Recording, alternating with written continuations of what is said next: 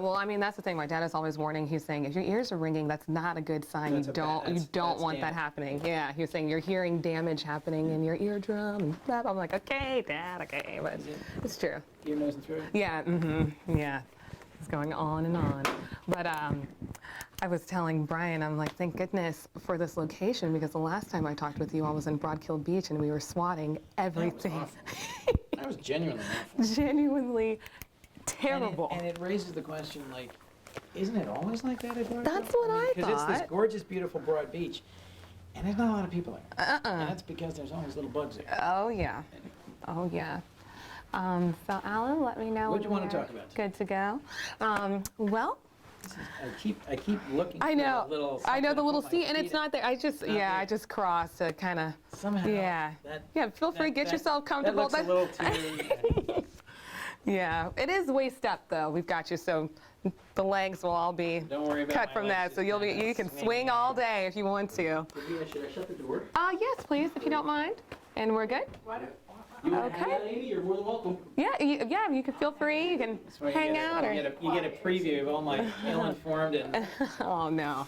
poorly thought-out answers. Okay, well, I guess we should probably start out with this morning. Did you happen to wake up and come to a decision on the Iran nuclear deal?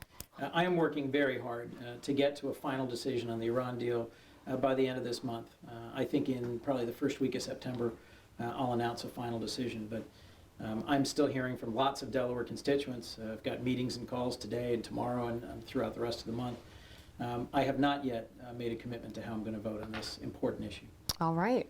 Well, I read that several skeptical and undecided Democrats have been receiving phone calls from President Obama. Have you received one yourself? We had a good, long conversation last Friday. I've heard from and spoken to the Vice President at great length on several occasions. He's been very helpful. His senior experience, his long lifetime of service as our Senator and now Vice President, I think makes him a great source of insight and advice on this difficult topic. But I've also heard from and talked to the Secretary of State, the President, the Israeli ambassadors from a half dozen other countries, and most importantly, from roughly 2,000 Delawareans so far. Right. And with that conversation you had with the President on Friday, did anything change? What did you all discuss? I told him I have some real concerns about the deal, that I think it's got real flaws. And I have concerns both about what Iran would do with sanctions relief funding in the short term, and wanted some more clear commitments about the administration's intention to restrain Iran's actions in the Middle East. And I have some real concerns about the longer term, about how we would effectively deter Iran from moving ahead with trying to get a nuclear weapon 10 or 15 years into it. Under the terms of the deal, Iran commits to never trying to develop or purchase a nuclear weapon. But whether or not they will do that really depends on inspection and deterrence. And there are some challenges, I think, in this agreement. And given Iran's long history of cheating, of misrepresenting what they're doing to the world community, and their significant technical capabilities, I'm very concerned about finding ways to plug some of the holes in the deal or to strengthen some of the ways in which our critical multilateral partners might work with us to deter Iran in the event they change their mind and instead try to race ahead and develop a nuclear bomb. All right, you mentioned a lot of concern. You were actually quoted saying that when you first viewed it, your gut response was grave concern. So you have really been on the fence about this from the get-go, is that fair to say? I'd say that's accurate. I read every page. It's about a 160-page document. There's a number of classified annexes you have to read in a secure setting. We've had roughly a dozen hearings in front of the Foreign Relations Committee and a number of classified briefings as well. There are some key components of this deal that I dislike, as I said, just on a gut level.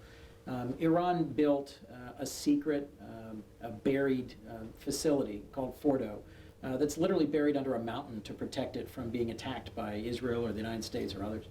And under this deal, they don't have to get rid of it. They don't have to close it. They don't have to take all the centrifuges out. They don't have to stop doing research there. It will have 24/7 inspectors. It will have continuous monitoring and inspection. But I just, on a gut level, that piece of this deal, that we're not dismantling Iran's nuclear enrichment infrastructure, really bothers me. It still doesn't sit right. It just doesn't sit right. Because the Iranian regime is not trustworthy. They're the leading state sponsor of terrorism. They have been directly involved in killing American servicemen during our involvement in Iraq, and they support Bashar al-Assad in Syria, whose murderous regime has killed hundreds of thousands of his own people. They support Hezbollah, a major terrorist organization that fires rockets into Israel. Iran's just not a good regime. But we have reached security deals. We have signed treaties with regimes like Communist China or the Soviets to reduce nuclear weapons with the Soviets. Just because they're a terrible country, just because their regime is a regime that is terrible, that opposes our interests and our values, doesn't mean we can't engage in diplomacy with them. And I am very mindful of the hundreds of Delawareans who've called me to urge me to support the deal because they want to see us try diplomacy, because the alternative, ultimately, would be more sanctions and would likely lead at some point to a military conflict. Exactly. That seems to be something that President Obama is making clear, that if, say, let's give an example, you are casting your vote and you are the deciding vote and you say no. What's the alternative? What happens now? Well, the pro-Israel community is arguing forcefully that because of America's unique role as sort of the leading financial and banking center for the world, that we have the ability to force all of our allies to rejoin us in reimposing tougher sanctions and to renegotiate a tougher deal that would involve more steps by Iran to give up on their nuclear infrastructure. There's a lot of skepticism about that in the financial community, the diplomatic community, and certainly from the ambassadors of our key allies who've negotiated this with us. I had a very difficult conversation with the UK ambassador. Look, the British have stood by us in virtually every conflict and international undertaking for decades. They are our most reliable ally. And he pretty bluntly said that we've spent years negotiating this. Our government stands completely behind this agreement. And if you walk away from it, don't expect us to follow you.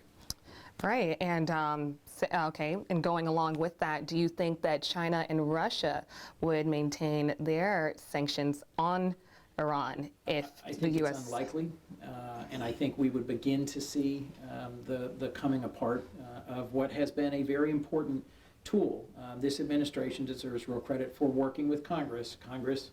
And I was a member at the time when we moved forward on some of the most important pieces of the sanctions regime. We have one country after another, Secretary Clinton and Secretary Kerry, persuaded reluctant allies to stop buying Iranian oil, to stop doing any business at all. We've really succeeded in isolating them.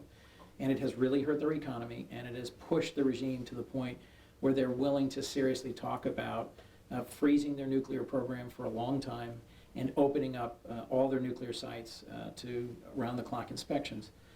There are some real positives in this deal. The whole stockpile of enriched uranium gets sent out of the country or down-blended or put into a state where it can't be made into a bomb. Their potential plutonium reactor, the Arak heavy water reactor, gets decommissioned and then re-engineered in a way that it can't produce plutonium. And we get real inspections for our intelligence community, for our ability to understand what's really going on in Iran. This would be a big step forward in terms of the inspections and the monitoring regime. So there are some real accomplishments under this deal.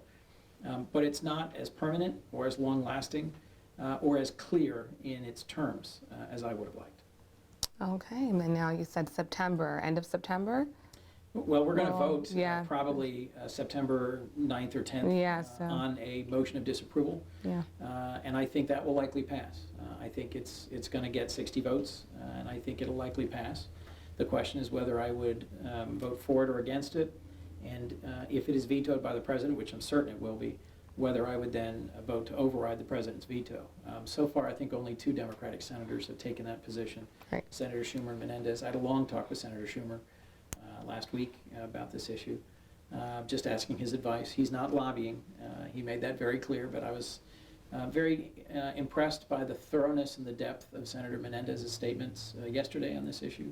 And I think both he and Senator Schumer have studied it very closely. I'm trying to make sure that I hear from Delawareans, that I take into account the real concerns of a wide range of communities in Delaware, but that I also really understand the long-term consequences of our breaking with our allies and really pushing to renegotiate and to try and reimpose sanctions, whether that's credible and what the outcomes would be. Sure. Last question for you. Are you feeling pressured at all? Are you under any stress working, I mean, this is a huge, huge deal, and it's taken you a long time to go through it. Some people are asking, what's the holdup, Senator Coons? You know, why don't we have an answer yet? Describe the feeling that you're having right now. I think this is what I volunteered for. I have years of experience as a corporate attorney reading very complex and difficult deals where I knew well that no one would ever go back to the text of the contract or the agreement unless there was a problem. And if there was a problem, it was going to be a big problem. It was going to be worth millions of dollars and impact a business globally. So I think I have background and training in reading texts and in interpreting them and understanding them and highlighting the problems. The difference here is just how big the consequences are. If it all works out, and Iran really does give up their nuclear ambitions, and peace really breaks out in the Middle East, no one will look back at these debates or which way I voted. I frankly am not very optimistic about that. I don't trust the Iranian regime at all, and I think the odds that we will see Iran continue to try and sneak out or break out and to support terrorism in the region is very high. And so while I would like to believe that diplomacy can work and that a multinational approach to restraining the Iranians can work, I'm very skeptical. So why am I taking my time? Because I think that's what Delawareans expect of me, that I'm not making a snap decision. I was stunned at how many of my colleagues, within a matter of hours after this deal was announced, when they didn't even have a chance to read it, came out in favor of it or against it.